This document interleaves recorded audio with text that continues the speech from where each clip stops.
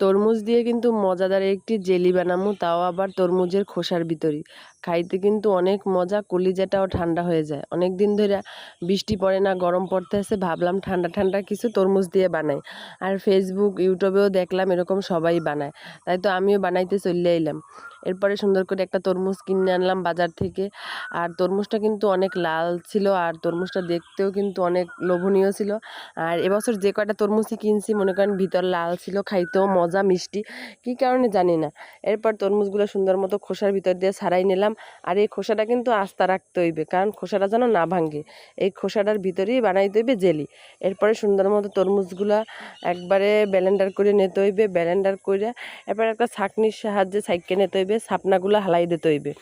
ছাপনাগুলো হালাইয়া রসটুকুই খালি রাখতে হইবে। আর এই রসটুকু দিয়ে বানামো আজকে জেলি।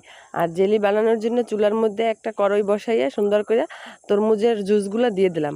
দিয়ে দেওয়ার পর পরিমাণ মতো চিনি, agar agar powder. Agar agar powder না দিলে কিন্তু হবেই না, জেলিটা জমবে না।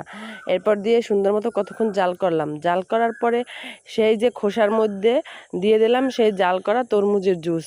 আর খোসাটা কিন্তু আমি ভাঙ্গি নাই, এরকম আপনারাও কিন্তু খোসাটা আস্তা রাখবেন।